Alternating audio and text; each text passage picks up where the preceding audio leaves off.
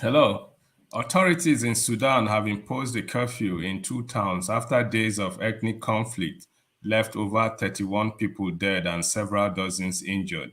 Soldiers have also been deployed to quell the violence between the Beti and Hausa people in Sudan's southeastern Blue Nile state. The unrest started on Monday with several shops burnt as conflict over land turned violent. Despite the curfews imposed, violence is still reported in several towns. The UN representative in Sudan has called on all sides to seek a peaceful resolution of the crisis. An American missionary has been jailed for 10 years in Georgia, US, for defiling a 14-year-old Ugandan girl under his care. Eris Tuninga was also ordered to pay 20,000 US dollars in restitution to the victim, who hailed from the Eastern District of Bali. Tuninga will also spend a lifetime in a supervised release as a registered sex offender. Tuninga was affiliated with the Orthodox Presbyterian Church in Bali when in 2019, an American citizen contacted the US Embassy in Kampala to report the abuse. Ugandan authorities helped in the investigation. Tuninga pleaded guilty and was jailed until his sentencing this week. In Casablanca, Morocco, Nigeria's female national team, the Super Falcons, have qualified for the 9th Women's World Cup in a row. They defeated Cameroon 1-0 in the quarterfinals. Nigeria, the reigning African champions, will play Morocco, the host, in one of the semi-final games on Monday. South Africa defeated Tunisia 1-0 to secure a return to the Women's World Cup. They will play Zambia on Monday for a spot in the finals. The 2023 Women's World Cup will be played in Australia and New Zealand. Talking of wins, in Nigeria, the opposition party, the People's Democratic Party, PDP, has defeated the ruling party, the All Progressive Congress, APC, in a hotly contested election for governorship in the southwestern state of Osun. Senator Ademola Adeleke, the uncle of Afrobeat star Davido, defeated the sitting governor, Mr. Adeboyega Oyetola. The Independent National Electoral Commission, INEC, announced the final results early Sunday morning. That Adeleke, Ademola, Jackson, Nuruddin, on behalf of the chairman of INEC, of PDP, having satisfied the requirements of the law,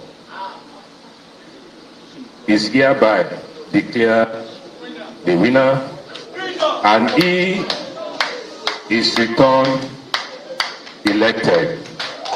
Thank you very much. I am Chido Numa. It is 4:30 p.m. in Abuja, Nigeria.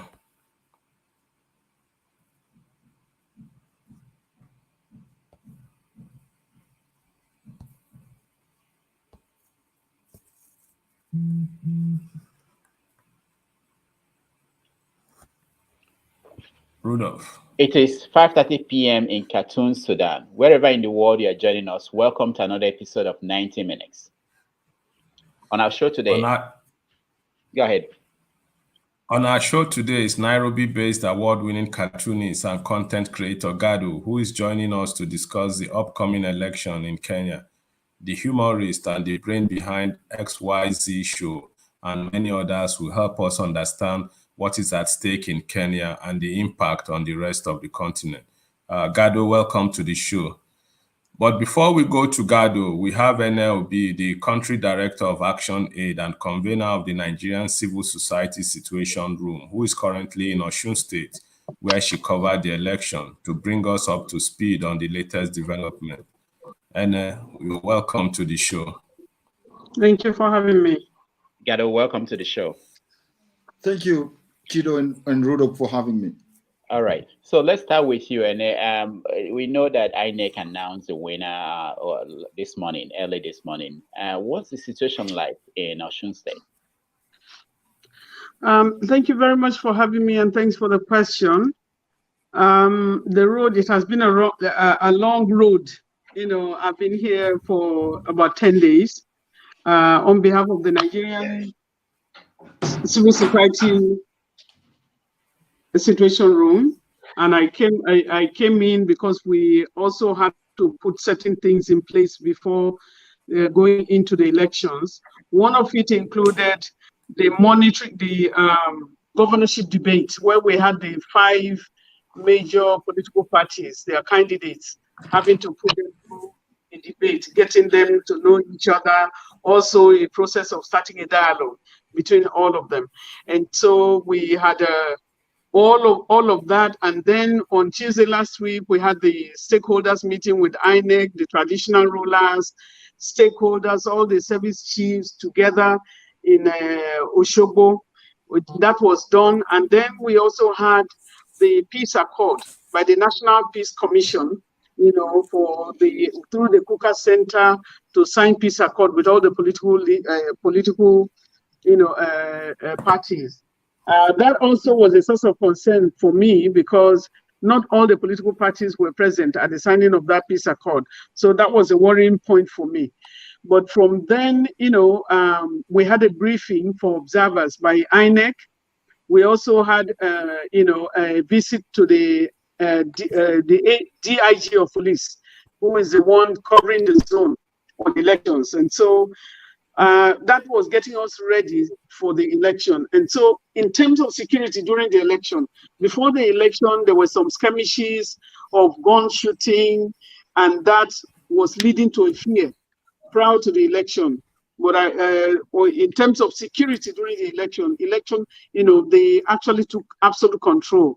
We had a lot of interaction between the civil society and the government, the stakeholders and INEC itself, and we monitored the deployment of materials to the local government areas, and then to the ranks, and then down to the polling units.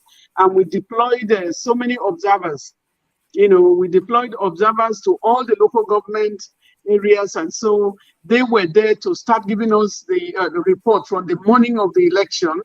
In this election, unlike many other elections that we have had problems with logistics, election starts, the time for election to begin is 8:30 in the morning, but I can assure you that before 7 in the morning, majority of the polling units, all the INEC team and the security personnel had reached the polling unit. And so it's very exciting to get that covered. The deployment of security was really good. And so we commend the Nigerian security for that. And that is why I think interaction with the civil society is very, very important, because we want to hold them accountable, because certain things will happen. Nobody gets arrested. And then we have this deployment that is a drain on the resources of the country if we're not having results. So why are we spending that amount of money in deploying security? And so the meeting with the DIG, we also had the opportunity to meet with all the service chiefs, which was indeed great. So the logistics was covered, and then you had the security that was covered.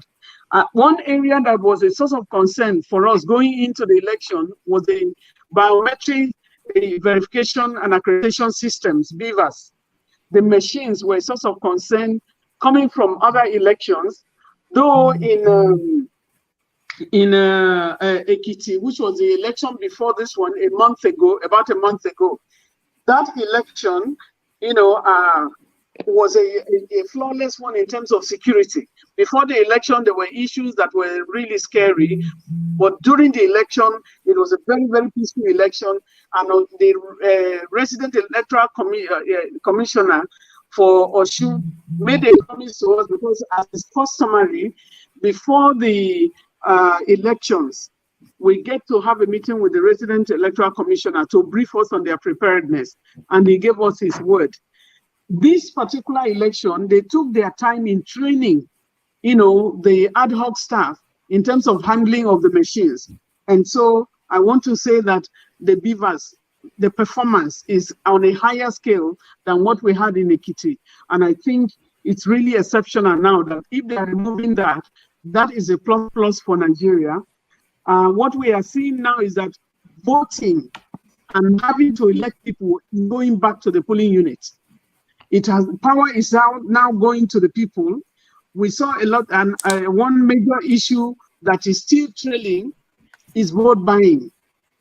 The inducement of voters happening on a large scale, and some of the security people are looking the other way when they are feeling, something is going on. What is happening now is that you cannot place your hand to say you can see somebody. In many places, you don't see people giving money, in the open, but you see somebody, because the Electoral Act says within the 300, meter radius, anything that is happening there, people can be arrested and so on. So people try to beat that by either bribing the people before or after the elections.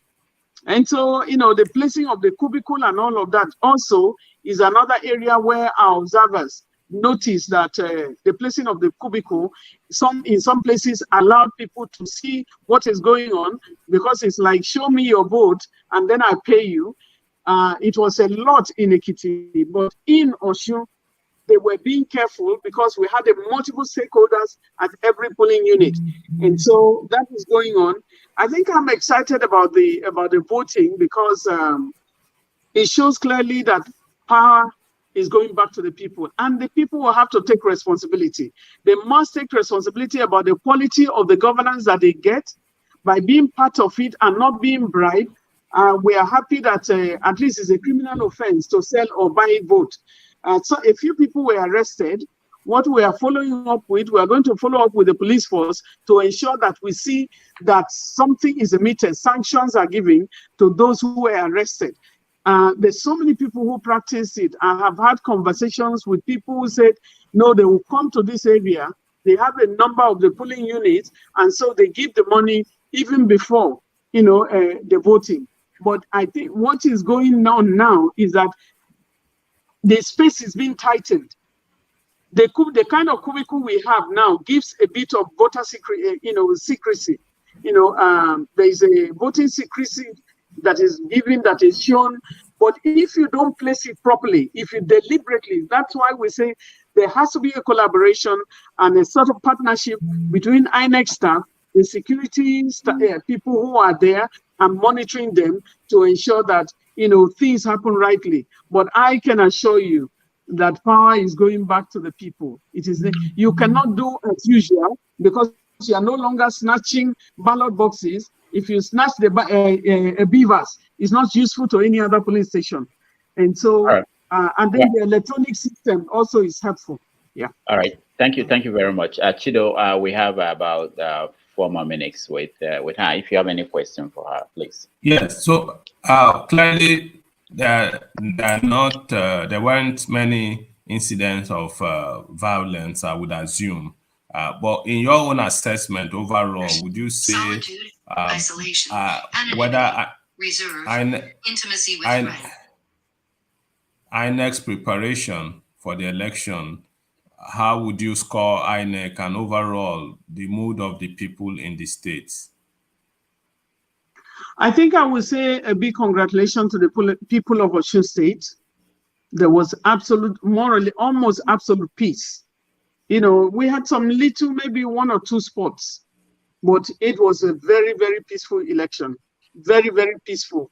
Few days to the election, nobody could have guaranteed, because there are some hot spots, there are some hot flashes, and the police told us that they were ready and that they knew the hot spots and they were going to deploy and adequately put that. So commendations to the people of Osun, commendations to the security, commendations to INEC. It's a better election than we have had. So I want to commend the commission for the preparedness was adequate. And so I think it's a tick box, but there are a few things. By the time we put our reports together, we do believe that there are ways of improvement, areas of improvement. One area we must work on is the civic education, because the people, need more knowledge on what the damage of vote buying is, and then on participating in governance. The attitude, we have to change our attitude. We have to be able to stand up right for Nigeria.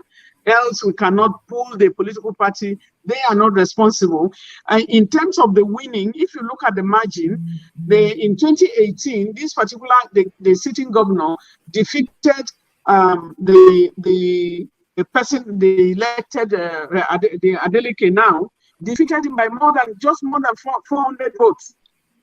But at this time, people spoke loudly. He defeated him by more than 28,000, votes, which is but it was really keenly contested. What really happened? What happened is that votes counted. We agree that the votes counted. My sense is that perhaps in terms of, I don't have the figures, but in terms of the numbers of registered voters vis-a-vis those who came out to vote, is it something encouraging, you would say? Is it up to 50% of voters? And if not, what could be responsible for that? I think from the off-cycle elections that we have had so far, this will be the highest voter turnout. I think it got to almost, about 50% or more. I'm yet to get the tally in from our recording. I'm waiting for that record. We have more. In Ekiti was 36.7% or thereabout. Here now, I'm very sure that we're going to have more than 50% or maybe about that. One of the interventions that we had when we had the initial meeting with the resident electoral commissioner, as was customary, when he was making the promises, he told us that they had closed the ward level distribution of the permanent voters cards already. And what we got them to come out with was to plead with them and ask the commission, because the local government headquarters are so far away from people, to please redeploy people again back to the ward level. And they were able to redeploy, and they only stopped the distribution on Thursday evening before the election. And so we are happy that they did that, and I can see that some of those things can be associated with the voter turnout. The PVCs that were collected were about 1.5 million, 1.5 million, and more than 800,000 voted. So I think it's a fair deal. All right, thank you very much, and we wish you good luck. But before you go, I don't know if Gado has any questions for you or comments. Because it's connected. Gado, that's what happened in Nigeria yesterday, and it's a test of what we hope to see next year when we have our own presidential election. And I know you in Kenya, you are preparing for next month. Yeah, I mean, interesting to listening to Ene. It's sort of like getting a report from Kenya in one way or the other. I mean, because they said I was keen to hear that the voter bribing allegations, because that happens everywhere. So I thought she's going to omit that particular report, but it is in a way interesting to hear that. So it is like we are not left behind here in Kenya too. All right, and thank you so much for joining us. We'll continue next week to have conversation on what happened in Osun yesterday. Okay, thank you so much, Gado. Thank you. It's nice to meet you online. Thank you so much, and keep safe and be well. Thank you. Asante sana. Okay. All right. Let's take a look at some of the things that our next guest Gado has been doing with his wonderful career. Cause I'm in the mood. Me and my crew go deal with you personally. Personally.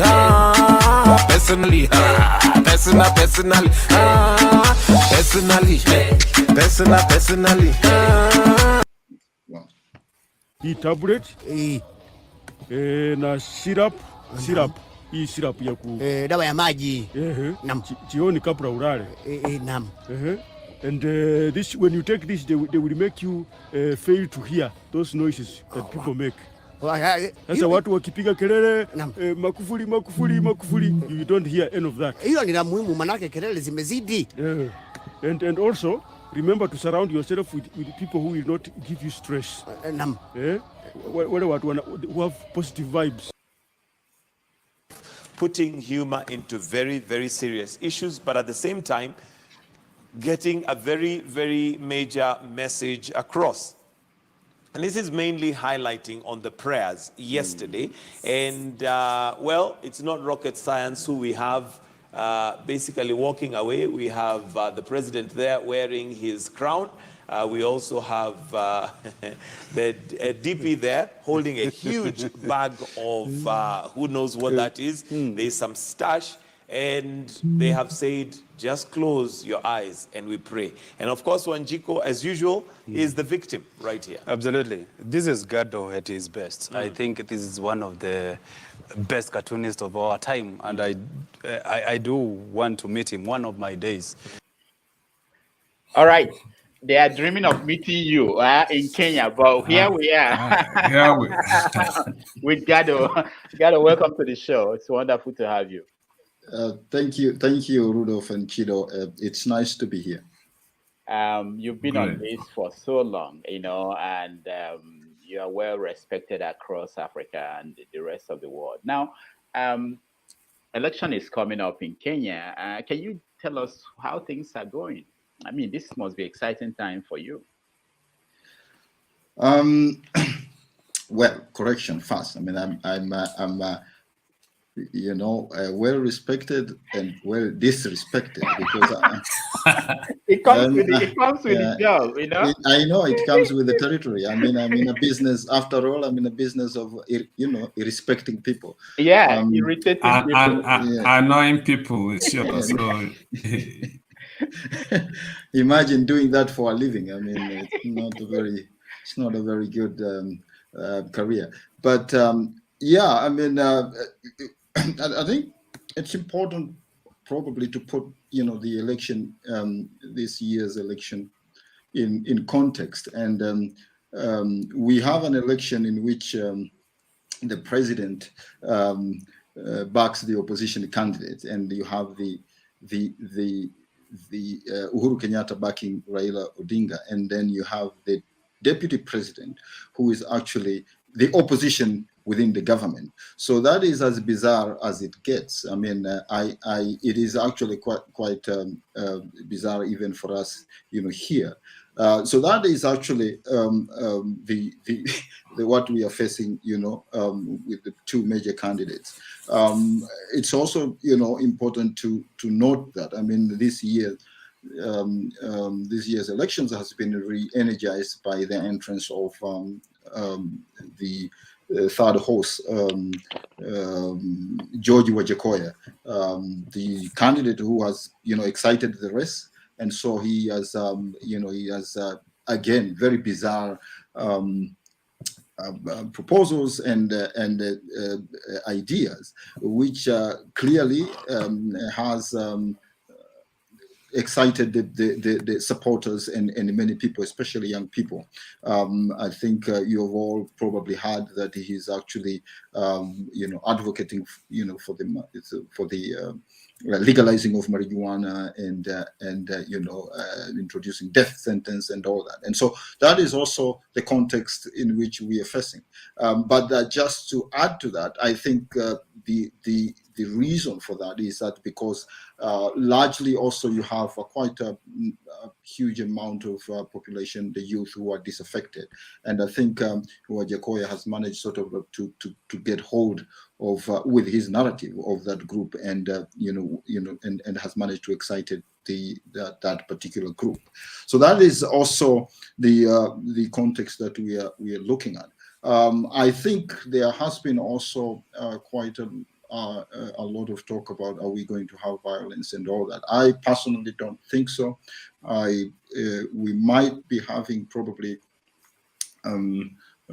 sporadic violence here and there, hopefully not, but I don't see that as having violence as probably in the past, and I think, thank God for that. We are all hoping for peaceful elections. We are again we hope for free, fair, transparent, and credible elections. That job so far has been left to the IEBC, the electoral body here. I think IEBC has enjoyed fairly good public support, so to speak, if I may say so.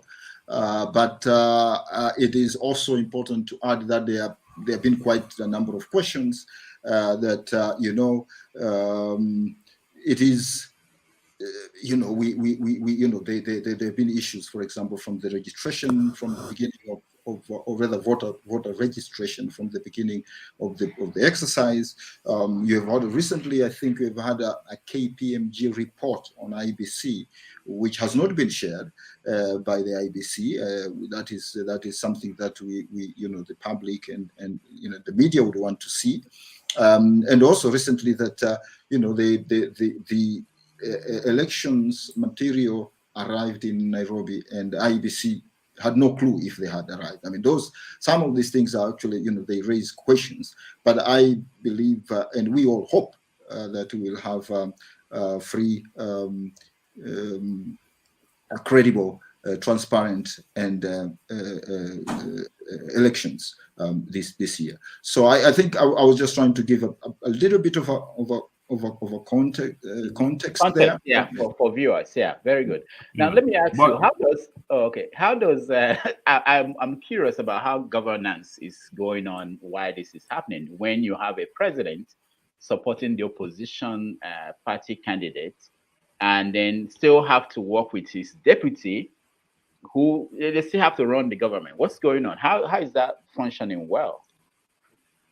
Again, yes, it's quite bizarre. I'm as a satirist. I mean, one of the things is as an editorial cartoonist. I mean, they basically, these people have made my job quite difficult. I mean, because the stuff that you would want to illustrate is just right there in your face. So how do you go and actually create ideas? I mean, so it is, and I suppose we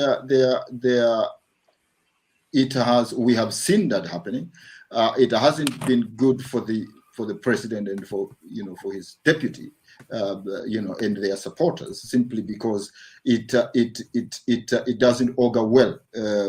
I think so. We have seen, for example, the deputy president coming, and disowning all the bad things that they've gone wrong with the government, in which he was part of, and I think taking credit for the good things so that have happened within the government. So it is bizarre. And then again, we have the opposition candidate you are supposed to police the government now, basically in bed with the government and actually supporting some of the very things that you all along has been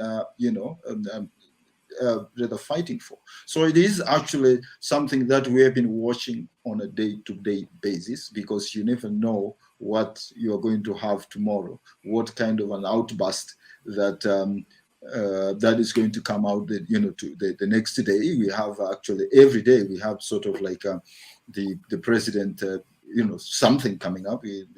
Last week we had the TP coming out, and last 2 weeks I think, claiming that he nearly slapped the president, and he said that was the figure of speech. We have the president coming back and actually saying, well, I would have actually turned the other cheek. So we have actually been treated to some, theater of some sort. I mean, theater of the absurd, if you are to say. And I think, and also it is important to add that the elections has lacked substance in terms of actually the details of what these candidates are going to do. They've actually, we've had a lot of politics, as we should, but I think one notable detail is that their campaigns have lacked details. They've offered a lot of stuff, they've said, I'm going to offer this, especially free stuff, but they are not telling us how they're going actually to exactly how we're going to pay for them. So and again, so that is also something that has been actually been the main feature of these elections. Okay, Chido. Okay. Yeah, so talking about the theater of the absurd that the elections have become, and I think it's a gold mine for you as an editorial cartoonist and satirist. How are Kenyans, the electorate, responding to all of this in terms of the numbers? How is it affecting the numbers? And then secondly, you talked about the disaffection within the youth population, which is something we're witnessing in Nigeria ahead of the election next year. What is responsible for that? Is it the bad leadership of the current government, or just the economy and the general feeling that the young people want to take charge of the process? Yeah. So yes, I think it's important to point out. I think you talked about the numbers. I mean, the numbers. All the recent opinion polls that are quite apart and strange, and I think, in my view, the recent polls have been skewed and also a little bit unreliable, so to speak. And this is it points out to the reality of these elections, and as it has been in for many years for many elections in Kenya, it is also a very divisive election, and I think that speaks to what we are seeing. The numbers, I mean, I've said that the polls are skewed, and I think that is it tells, each side trying to influence, the polling bodies. We don't have a truly independent bodies, a national body that would actually give us, accurate numbers. So that is also unfortunate. In terms of the youth, yes, there has been actually there is a large number of youth that are disaffected and quite, so there has been actually, the issue of voter apathy. And again, as I said, what we have seen is that we have seen, the candidature of George Wajakoya, the third candidate, who actually, who dresses like a rock star, who has actually come out and actually offered quite an interesting, who has come with, interesting ideas that he has actually managed to excite a lot of young people. But I suspect part of that, because even him, I think, if you are to question his policies and what he's actually proposing, I mean, they are also quite dodgy, and they are not actually, they don't add up. But it shows, it shows you that what you have is that you have a large section, particularly the youth of voters, who actually are tired of what the current political class, and they are willing to actually to go with a different candidate. I think that is also quite elaborate. It is seen. It is that the electorate, are sort of tired with the usual promises that are given, and they are actually willing to go with something new, even when they actually don't know what that new thing is. Yeah, let me talk about George Wajakoya. He wants to legalize marijuana. He wants to export hyenas' testicles, and he wants to sell snake venom. I mean, I know that when I met you first time was at Sahara Reporters with Omoyele Sowore, and Sowore also wants to legalize marijuana. So it's mainstream. I don't think that is something that is weird. That the snake venom, that one, it may be expensive. I don't know, but as a humorist, when you look at these things, I think he's getting about 4% of the votes. I saw a poll saying that he's getting about 4% of the votes, and that will mean that he will have an impact on who will eventually win. He might tilt it to either of the. Don't you think so? So that remains to be seen. Certainly, he has had an impact in terms of campaigning. Okay. So that remains to be seen if we can carry on with that momentum. Yes, as I said, I mean, he has, come up with, interesting ideas. But it is important also and very instructive to note that, the idea of legalizing marijuana, it's not as mainstream as probably in the West and other countries here in Kenya. And so I think the idea in itself is kind of new and very much enticing to many. Now, of course, it's not, to be fair to him, he says that he would want to export, and pay off the debt. But the details about that are very sketchy, and so that is the problem. He talks about selling off hyenas' testicles. We are going to kill, I don't know how many thousands of hyenas. So what are you going to replace them with? Because hyenas are part and parcel of the ecosystem that exists. So how are you going actually to reproduce hyenas, so that actually that is actually something that is a continuous business. So I think he lacks details in his rhetoric, if you are to ask me. But as I said, is that he has actually managed to excite especially young people, and also he's a populist. He's talking about hanging, corrupt leaders. Now, Kenya has a constitution, and people have to be taken to court. But because there has been no political will in terms of fighting corruption, anybody who comes with an alternative view is welcomed. And so he has actually said that if I'm not correct, if I'm not wrong, I think he has suggested even to suspend certain aspects of the constitutions to get things done. Now that is scary stuff, but as I said, some of his policies, have not been interrogated properly, and I think he's pretty rather feisty character, and actually he's articulate, definitely, and he has accused also the media of not of sidelining him and so forth. But I think there is a need to interrogate his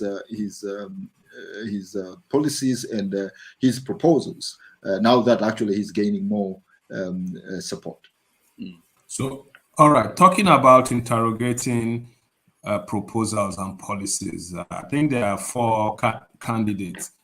What's your assessment? We've talked about Raila Odinga, William Ruto, the current vice president. There is a 4th candidate. There is, David, of course, Yokoya. There is also, now there are actually more than that. There is Paul Kigame, who's actually has been there right from the beginning. There is Mwaure, who actually has also... Yeah, Mauri. I'm talking about how many candidates have been declared so far? You have about 3. Actually, 4. You have. There are quite as many. I'm sure. I don't know if all of them have been cleared by the IEBC, but I think there were over 10 candidates, if I'm not mistaken, if not more actually than that. Okay. But of course, the current the race is actually, as we say here in Kenya, it's it's a 2-horse race, and of course you have now Wajakoya and the rest that are following. Okay, so when you say it's a 2-horse race, that's between the current vice president and the leading opposition candidate. Yeah. How do they stack up in terms of acceptance and their views on critical? What are the main issues in this election for Kenyans? Security, economy, health. What exactly?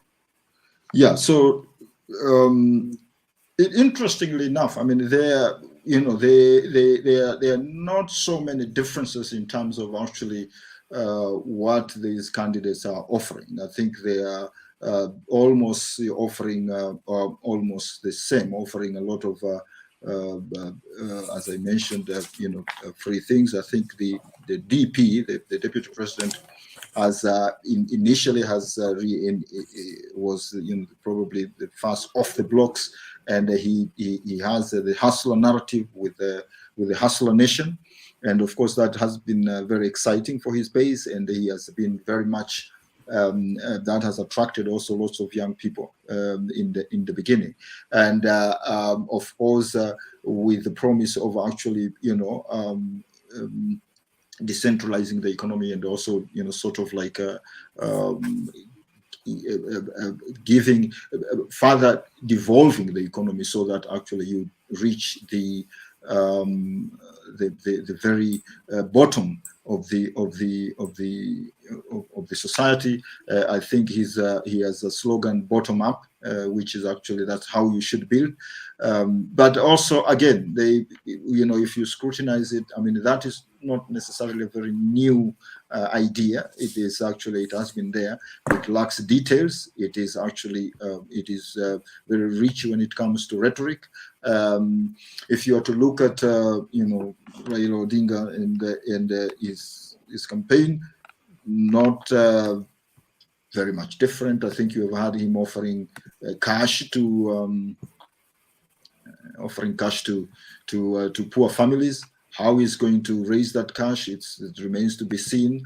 And I think also there has been actually offering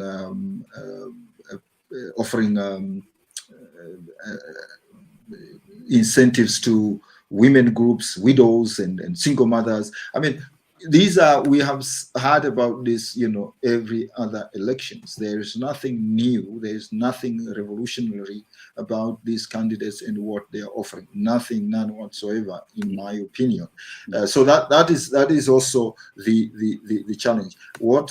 For me, what I would have loved to hear is actually, for example, what are they going to do to fix, for example, the health system, which is actually should be the bedrock of any nation. How are they? How is going to fight corruption?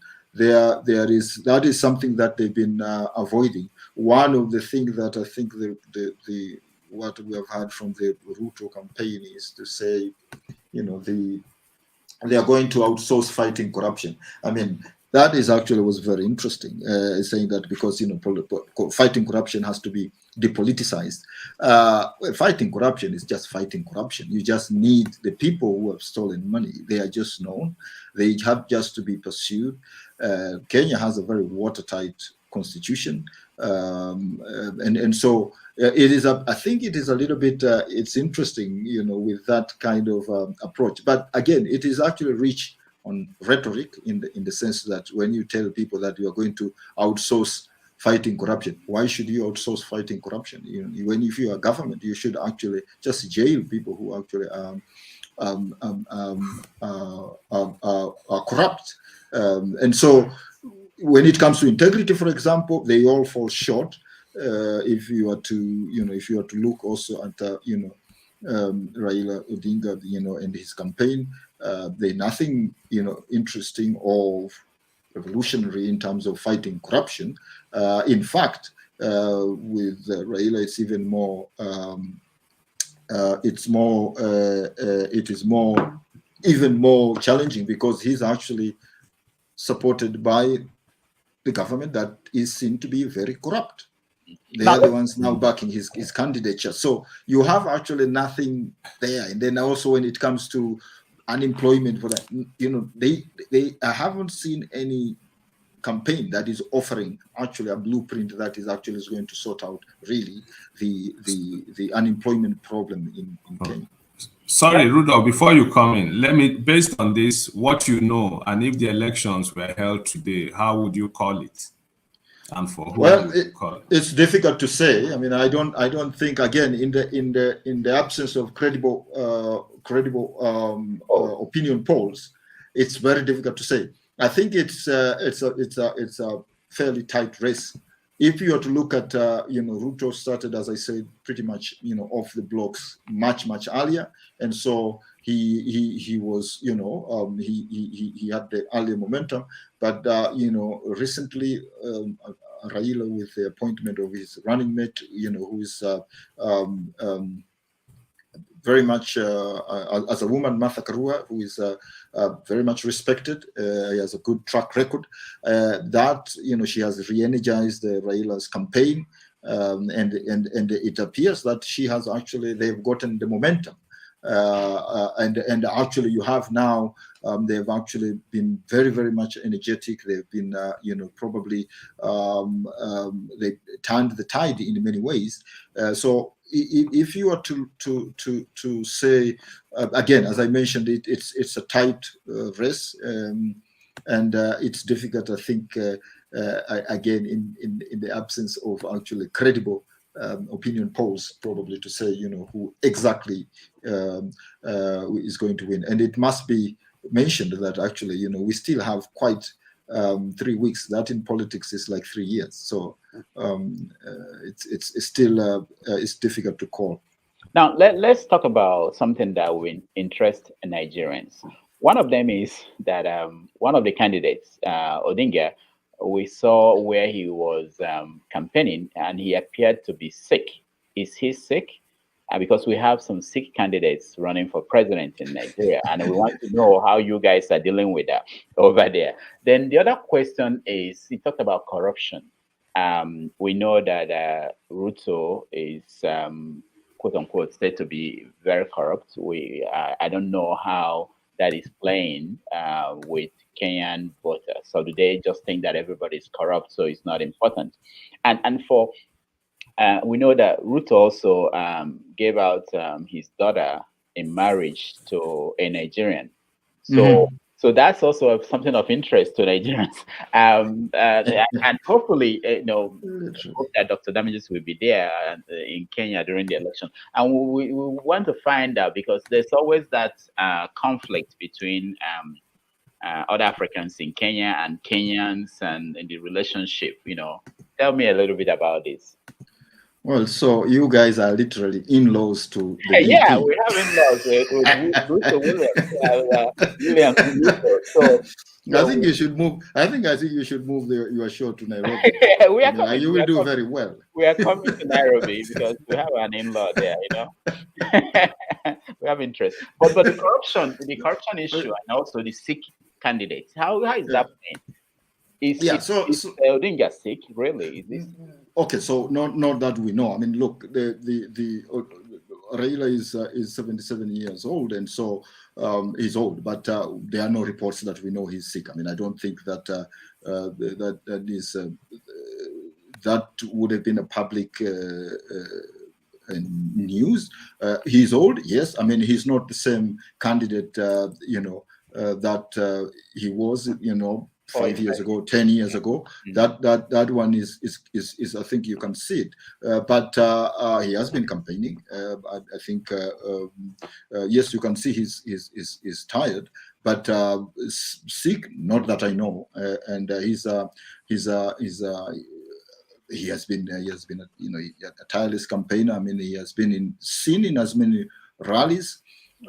So I think that is something that, and I also don't think that actually the public has, lashed into that in terms of actually making that as a political issue. So I think that is my view. I mean, I could be wrong, but that is something that if he was sick, I think that would have been known. In terms of actually, Ruto and corruption, I think that's a public knowledge that yes, he has been accused, and he has been involved in as many scandals as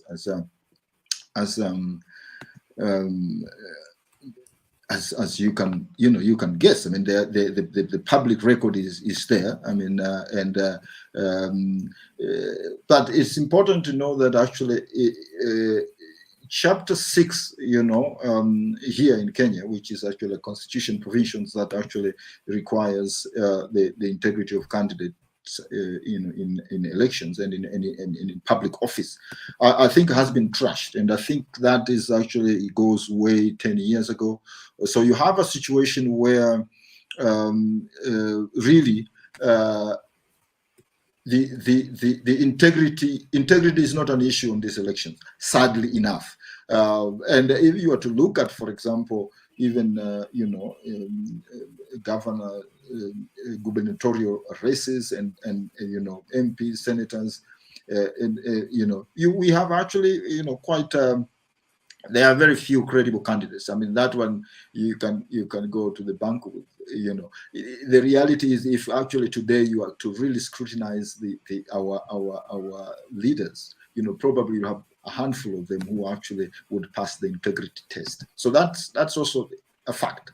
We had recently actually a case here whereby a president, a governor's candidate for Nairobi, was actually, questioned about his degree certificate, and it was, decided in court.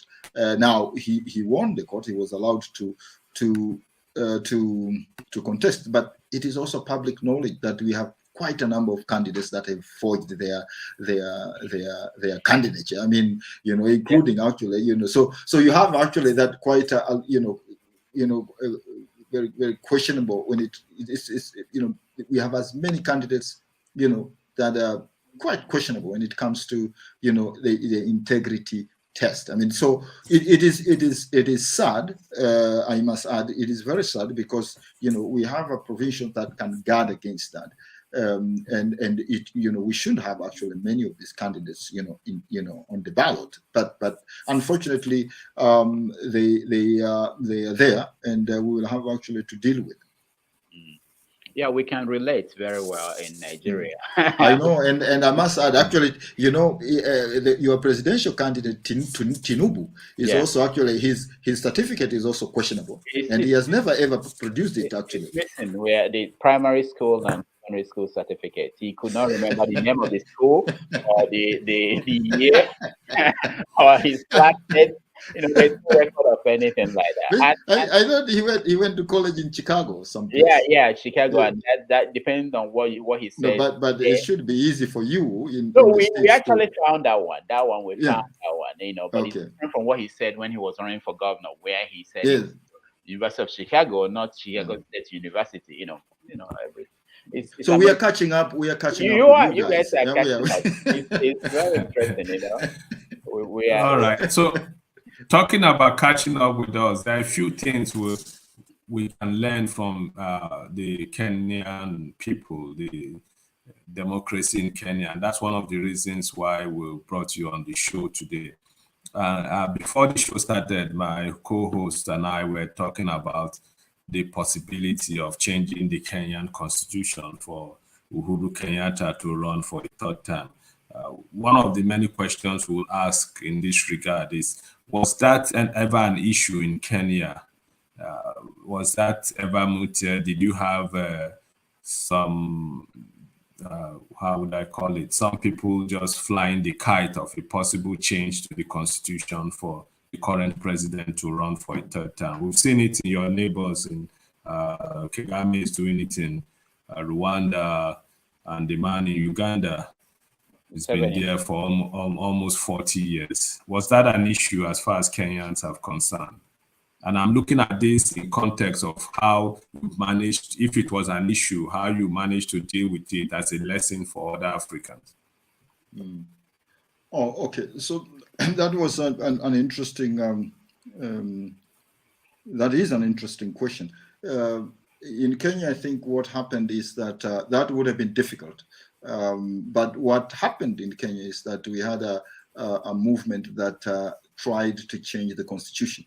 And the idea, as many, it is believed that, the idea was probably to allow the position of a prime minister to be sort of like carved in the new document that was being proposed, and so that to allow probably Kenyatta to come in as a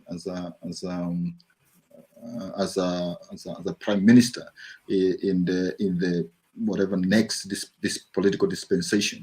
But I think that movement was defeated. It was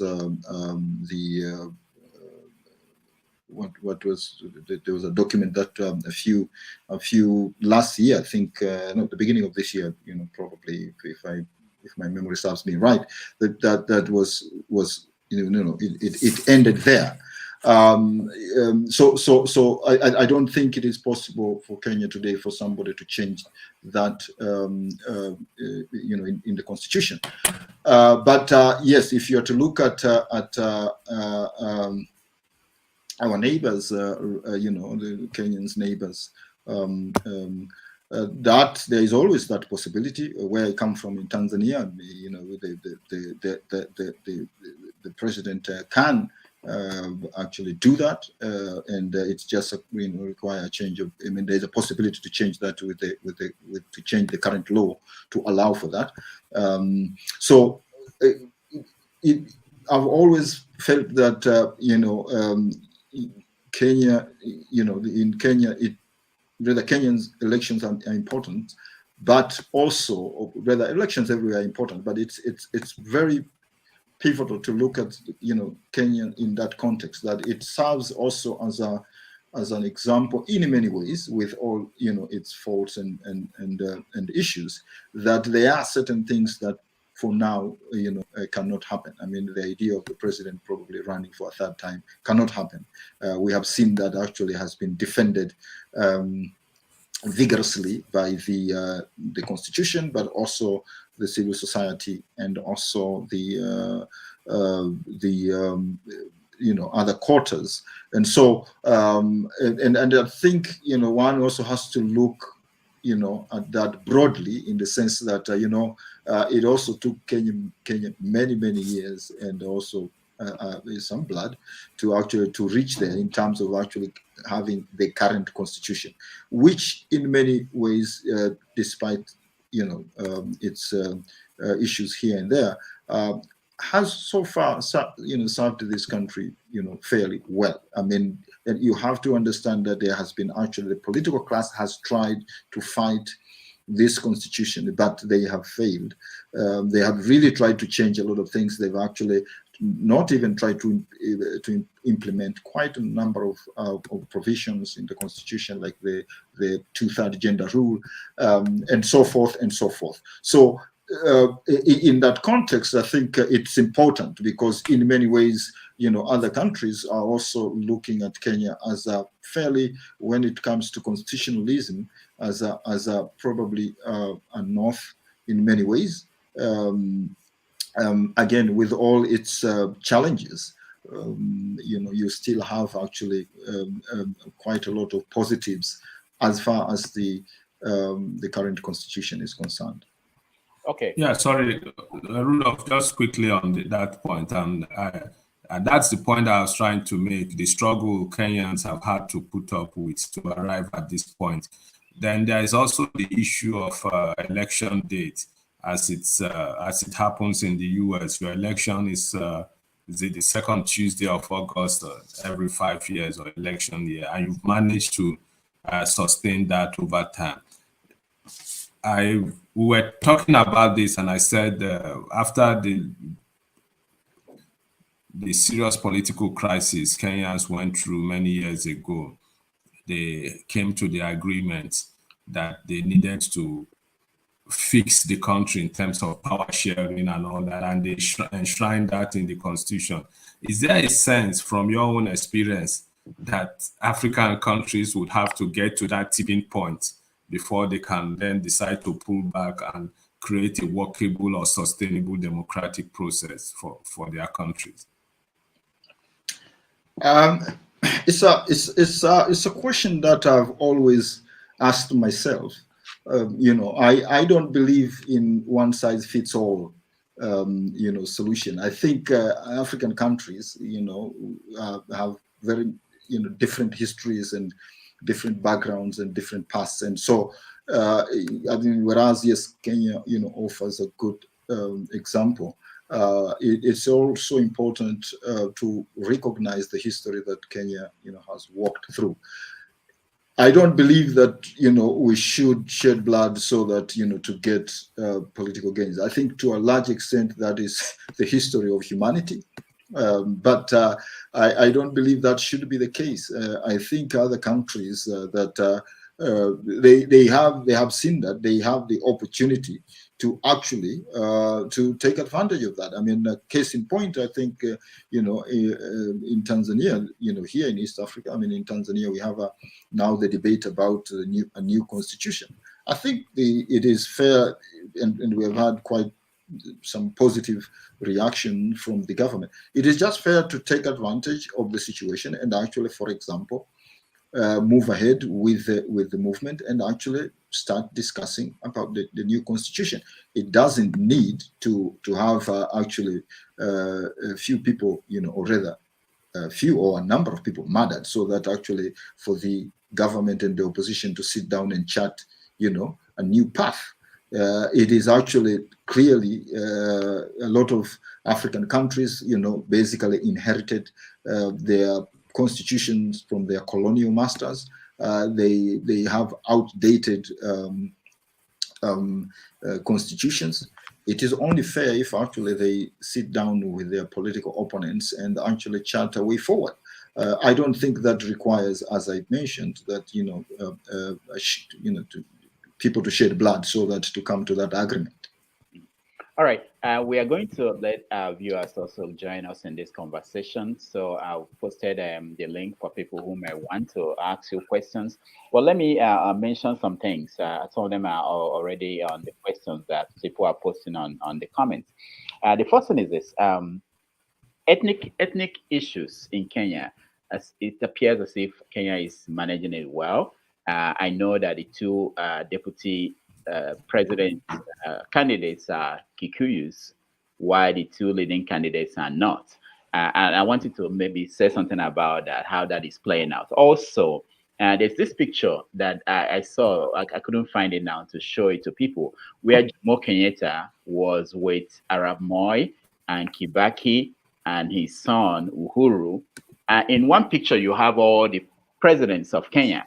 And whoever wins this election will be the first president that won't be in that picture.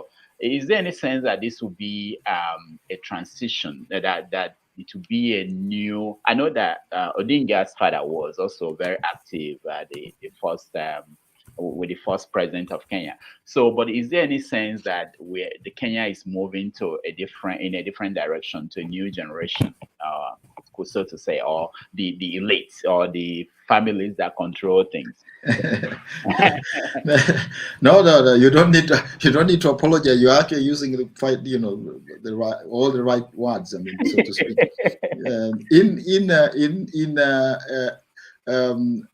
I don't think there will be any a transition to a new whether to use your words, to something new. Really, I mean, if you were to look at all the candidates, these in Kenya, we have a word, dynasties, as we call them. I know Ruto fashions himself as a hustler, but that is far from the truth. But also we can that's a debate for another day. But if you are to look at all the political, the two main candidates, these are political elites, through and through. These are and so I don't expect it, in terms of actually changes in that area. I mean, they come, all of them, and come from. I mean, Ruto, yes, he's actually he comes from a different background, but this is the person who served Moi. This is the person who served Kibaki. So, in that regard, he's actually part and parcel of actually in these dynasties. Raila Odinga has been in the opposition most of his life, but actually he comes from a very political family. So, unfortunately, I don't see. Any outsiders, that would come to upset that, and also that would cause probably something of a revolution, in the political space, so to speak. All right. One last question before we get people in. There's a question there's something that happened in Kenya. It was a year ago. I don't know if it played in the Kenyan media. the kidnapping and arrest of Nnamdi Kanu, the leader of the Biafran movement in Nigeria, and he was brought back to Nigeria, and it continues to be on trial. So I want to know, did the Kenyan people know that this happened? And how did they see the role of the government, their government, played in that? It's something that is of interest to so many people who are commenting. Yeah, indeed, this actually has been. I know of the issue, but also it's important to say that this was kept quite quiet. It is actually an issue in which the media has kept quiet about it. Very little has been said. Very little has been actually articulated, and so unfortunately, that's the reality about that particular issue. Sadly, we haven't been able actually to know exactly what happened, what is the the background story and all that, and so forth and so forth. But it shows you also, I think, one of the interesting, for me, the takeaways is that the coercion that are there within African governments, and so you need actually with these kind of issues, you need strong civil society that can raise some of these issues. You need actually an independent media that can actually very much raise this kind of issues. And it is actually, again, very instructive to note that actually one of the feature when it comes to these elections is also, it is actually the media, civil society, and the church that is equally divided. That actually, in my view, all these institutions have abdicated their roles and they become part and parcel of the political divisions, instead of actually playing their role as watchful, independent institutions to question the candidate, to question the government, to question the opposition about their plans, about the elections. So you have actually, I think this is a very important point, which is also not very much discussed, in these current elections, that, if you are to look back at all the elections that, especially starting with the 2002 elections, that you also had quite fairly independent media. You had also very strong church and rather religious leaders that spoke strongly about the candidates and so forth. And actually they were very steadfast when it comes to, election issues. You had a very strong civil society that actually, carried the light in terms of questioning the government and sticking to the issues.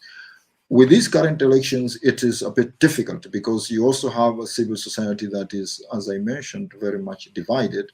You have a civil society that is actually devoid of,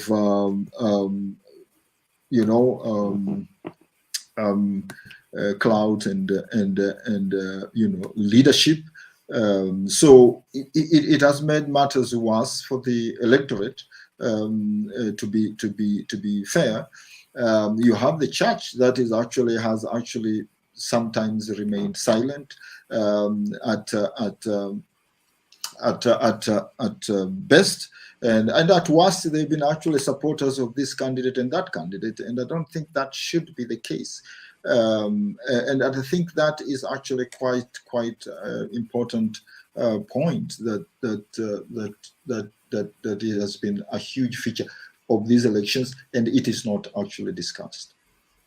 All right. Okay. So, sorry, Dudo, before we bring in the audience, just to ask, to find out if there is any kind of foreign influence, whether in terms of finance or persons, whether both within Africa and outside, your neighbors, what kind of interest do they have in who emerges? Because Kenya is a big player in East Africa, and I'm sure between Uganda and Rwanda, there is that interplay of the fight or struggle for supremacy, both locally within East Africa, around the African continent, and outside. Is there any kind of influence that people are bringing to bear on the outcome of the Kenyan election? I hope I got your question right. I mean, one of the things that probably is expected of these elections from the around the the region is the fact that I think people, leaders, and many quarters are expecting hope that we are going to have free, fair, credible and transparent elections. I think that is the wish of a majority, of the neighbors, and I think broadly speaking also in Africa. Also, I think if there is anything that also is expected is that we are going to have rather elections that are not violent. I think that's very important, and so for me, if actually we have those issues then resolved, I think it will be a success for the region, and that will be actually a huge win for the region, because also Kenya as an anchor state here, as a a country with huge political influence in the region, that also, if you are going to have, for example, violence, then that is also going to affect the other countries in many ways, as we saw in 2008 when actually that happened.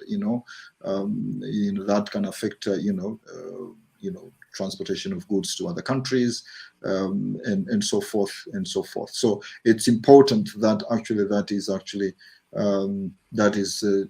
is sorted out. Recently here you had DRC that joined the region as a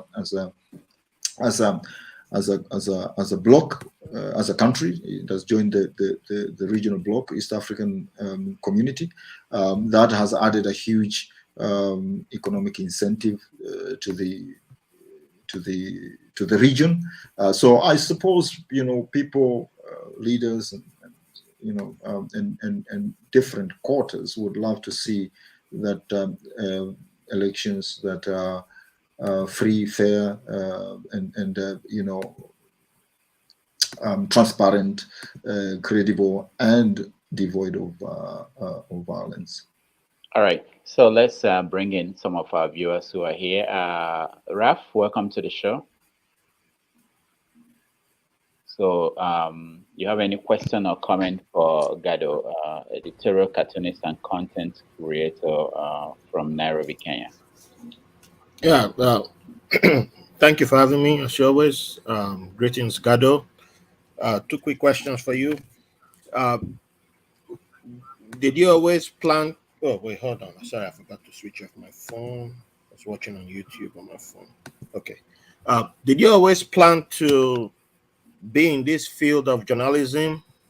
Was this always your dream? And number 2, you earlier you had talked about most of the candidates bringing lacking like revolutionary ideas, and why is it that we are always looking for, and I'm not criticizing you on that, but I'm just asking, why is it that we are always, is it that are we putting too much hope on brand new ideas when there's nothing wrong with borrowing ideas that already work from other places? Like, we don't always need something brand new. Sometimes we can use what works, and you can get from the past. Like, I'm a believer in, you don't need something new, because I believe that's why we have so many populists out there today, because they're always trying to claim that they're bringing something new, but they're not really bringing anything new to the table, but it sounds new. So isn't it in a way dangerous to be saying that, I don't want to say claiming, but to be saying that we should be expecting brand new ideas from our political office seekers? So thank you. Oh, okay. So I will go backward. I mean, actually, that's a very good question, by the way, Ralph, I must say. Yes, I agree with you. I think we shouldn't always be expecting something new. I think when I say I use the word revolution, I meant that something that will actually probably cast away what the current of the currency that exists at the moment. So I'm a believer, and I totally agree with you that yes, you don't need to reinvent the wheel. There are a lot of ideas, systems that we can borrow. In fact, I will go further and say I'm not even a believer of messianic ideology, whereby it is a must that we must have somebody from somewhere who actually will rescue us from our misery. I think in my view, I stand to be corrected, is that the answers are more complicated than that, but they also lie in systems, for example, I think once you have a good constitution, that is one block that you can actually depend on. But that on its own, as we have seen here in Kenya, is not actually the answer.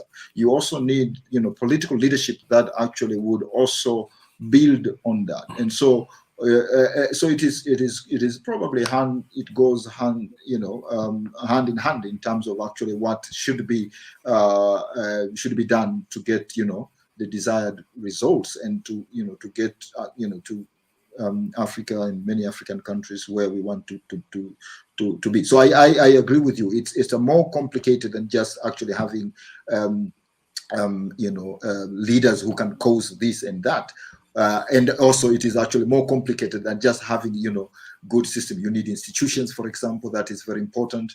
You need a very working judiciary, so that actually even when you have even a good constitution, actually you can take these crooks to jail, and actually the courts can deal with them. You need actually a good education. You need institutions that can guide us when it comes to that. You need actually a good healthcare system. And so it is actually a combination of so many things. But I think it is actually also, it takes blocks by blocks also to realize that. On your first question, I think well, not exactly. I mean, I think I would initially I somehow thought I will end up doing it, but I didn't know. I think in the beginning I will do that as a profession. I mean, I knew that I would be some sort of I might, whatever I am. I think whether an engineer or an architect, I would somehow be able to do or deal with that. But as I grew older, I think I somehow leaned towards being I'm actually a media practitioner and an editorial cartoonist. I'm also went to study animation and films, and I'm a content producer, and so it's also I combine all those skills to do what I do. All right. Thank you, Ralph. There's a question here from Alaro. He is also in the studio, but I don't think I can see him. So, but he wants to know if the choice of Martha as VP is something exciting for the youths in Kenya. I don't know if you can talk about that. Yes, I think it has been exciting to the. Especially to women and to the youth. There is no doubt that Martha has a very good record. He was in the opposition, and then he was in the Mwai Kibaki's government. He's not seen to be corrupt. I mean, at least there are no skeletons that are known about him that you can point out and say, oh, he stole this, he was involved in this scandal. That one is largely known, and so he's seen as a not only a fair candidate but also as a very good candidate. He's also known to be a no-nonsense person. I mean, he's very the ministry that he has led before have been fairly performing during her time. So one could say that in itself, it is very promising, but also that is also very it has energized the Odinga's campaign. There's no doubt about that, and I think that is also not very common. I mean, in many African countries, to rise to that position and without having all these skeletons by your, in your cardboard. Thank you. Go ahead, Chido. Okay. Yeah, just to follow up on that point, the Kenyan Constitution makes provision for about 47 positions for women in the National Assembly. What role are we in seeing Kenyan women play in the election coming up next month? Okay, Gado, don't answer yet. Let's get the question from Wonders, if he could turn his camera the other way. And also, one thing that bothers me or concerns me when I look at the constitution in Kenya, I don't even know how it's done. When they reserve these positions, how do they make sure that it's occupied by women? Do they say that in this province or in this locality, it's only women that? How is it implemented? You can take the questions while we wait for Wonders to figure out. Yes. So number one, I think it is important to know that actually the number of women contesting for positions in Kenya has been rising, with every election. Kenya is a very patriarchal society, and so that is in itself is commendable. We have today as many women, competing. Yes, I think the position of women rep is I think if you are referring to that is a women's position, but also there is also still I mentioned earlier, a 2/3 gender rule in the constitution in which that has not been implemented. That is also something that is a blot to this outgoing government. I hope the incoming government will deal with that. And so, but it is also important to note that I think one of the things that I, as an individual, have also been, because in my role as an editorial satirist, I have attacked, both women and men in equal measure. And so I've also sometimes been accused of so many things by feminists. And that I actually have been unfairly attacking women. But I have been an equal opportunity satirist. So I have, what I would want to see are actually good candidates like Martha, on the ballot. What we have seen so far is also very crooked, women leaders, and that has been, a problem I have. And once you attack them, sometimes once you actually, you question them, they say, oh, you are actually, you are gender biased. You are not actually respecting women. Recently, there have been reports to as many women who actually top women leaders who actually as just bad as male, candidates, and they are as crooked as they get. So this also should not be allowed to vie for any position simply because they are women. I think we should also focus on who elected, or who are actually which women are also going to vie for these positions. I mean, I think that one is always lost. And we end up actually, accepting also women because just they're women. I think that is also has been a big problem, in these recent years. All right, thank you. Wonders, what question do you have? You have to mute yourself, please. Okay, go ahead. Thank you so much, Dr. Damages, and thank you. All right. Shido or Gado. Can you hear me now? Yeah, we can hear you. Go ahead. All right. Thank you, Dr. Damages, and I'm very happy to be on the show. All right. Okay. The voice is coming back to me. I don't know. Because you have more than two platforms open. But go ahead with your question. That's okay. We can hear you well. Go ahead with your question. Oh, I can barely hear you. Go ahead with your question. We can hear you. All right. Okay. Thank you for giving me the opportunity. All right. I have a question for our Kenyan brother. All right. Wonders is having problems. So let me go back to Laro. I think you are here now. You have any further? Yes. Based on the matter Karua's question that I asked, the second phase to the question is she being used as a poster child, or does she really have a voice on the ticket? That's number one. And the way I see the Kenyan politics is like a combination of APC and PDP in Nigeria, which is a lot of promises, magic without plans. If I can say that, you can further enlighten us on that. And I'm going to step out of the studio because I'll be on the road listening while you answer. Can you repeat your second question, please, Wanda? My second question is a comment based on the situation in Nigeria, APC, PDP.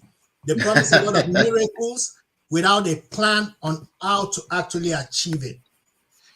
So that's basically how, and I hope, if you follow our Nigerian politics in the next coming year, we can separate ourselves from this situation in Africa. Thank you very much, my brother. And also, your cartoon reminds me of Genesis, Land of Confusion. Thank you, my brother. Thank you, Alaro. All right, go ahead. Yeah. So just by the way, I do follow Nigerian politics very well. I mean, I normally follow African politics. It's part of my job, and so I always do that. And also, I'm having visited Nigeria many times. I enjoy my stay there. So I got hooked by, as bizarre as it sounds, as bizarre as Nigerian politics is. I've always enjoyed it. I think it's more bizarre than Kenyan ones in many respects, and so I always enjoy that. Having said that, I think no, I think Martha is nobody's poster child or poster girl, and she's her own person. I think that we have seen her throughout her career. She won't actually take that from anybody. I mean, to be fair to her. And interestingly enough, by the way, I mean, I also had run-ins with her. I mean, she once actually, when she was a Ministry for Justice, I think she did actually threaten me and warned me, by the way, because of my drawings. And she was very feisty and very she wasn't very happy with some of my horrible drawings. But I think a lot has changed since then. She did run for an elections. She was a presidential candidate some years ago, also, in her own right. But to be fair to her, she's actually a very strong candidate. And I think, as I mentioned, if there is anything that has energized Odinga's campaign, it's Martha Karua. Very good. Wonders, can you hear us? We have about 2 minutes left. Can you speak, and let's see if you can get your question in. Wonders, unmute yourself, please, and speak. Go ahead. Yeah. Good evening, Dr. Damages, and good evening, every other person there. Yeah, just ask your question. We don't have time. We have. Okay. What I want to ask is regarding the Kenyan election. Because my wife is from Kenya, I'm a Nigerian. So I'm much interested in what's happening there because of the family extension and stuff. Where do you live? Are you in Nigeria? Are you in outside? No, I'm outside Nigeria. Okay, good. Yeah. So right. I want to ask, the situation in Kenya between the government, the President Kenyatta and Ruto is quite difficult. We haven't seen anything like that elsewhere. I mean, in Africa or beyond. where the president is against the deputy, or the deputy is against the president. And how do they manage to cope? I mean, if I bring it home in Nigeria, or I take it home in Nigeria, I know it will be a war. How do they cope? I mean, it's confusing. It's really difficult. Thank you. Yeah. All right, go ahead.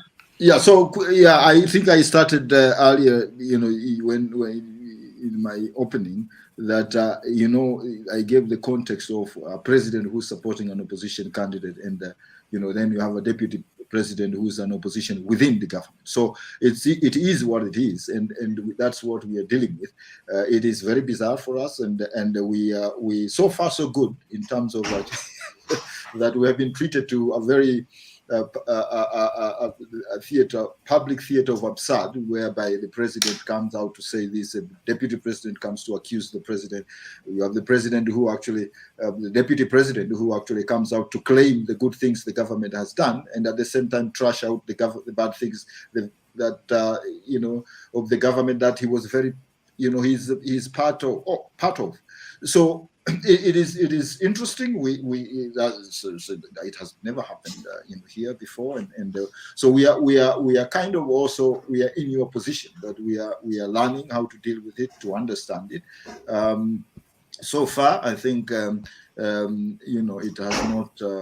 Blood has not been spilled, so I would like to think that it will all end well, and sorry, don't you think be good and well. Don't you think that might bring another repeat of 2007 turmoil?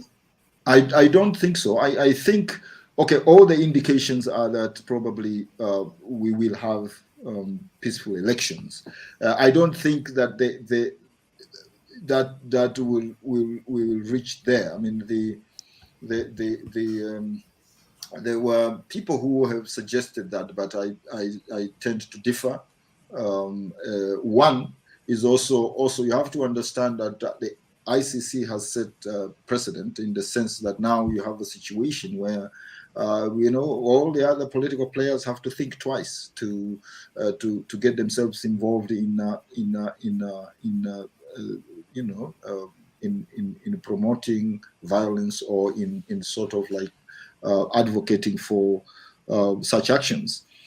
So I don't see it in that sense, because that ICC sort of like it is always hovering around all these candidates, but also the one would also say that the elements that probably were necessary to make the 2008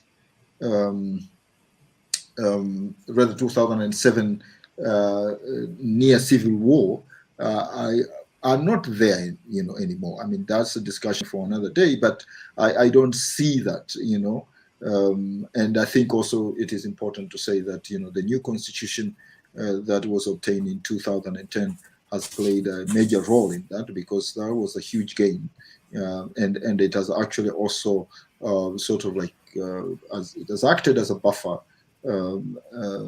to many things. And so I would again would like to think that that's not what's going to happen. All right. Chido, go ahead. Yeah, thank you so much, Gado. We are out of time. I feel vindicated when you mentioned the word near civil war, because we had that conversation pre the show, and I used the same words, and my co-host was almost going to lynch me. Anyway, it's been wonderful having you on the show. We hope we'll bring you back after the elections. Thank you all for being part of today's show. Those who could make it to the studio, and those watching us on Facebook, YouTube, and other social media platforms. We look forward to another episode of the show. Follow us on our different platforms on Facebook, Twitter, Instagram, YouTube, on Dr. Damages and 90 Minutes Africa. So long, gentlemen and ladies. All right. Thank you so much, Chido. Thank you, Rudolph, and see you again. Okay, thank you. All right, thank you. And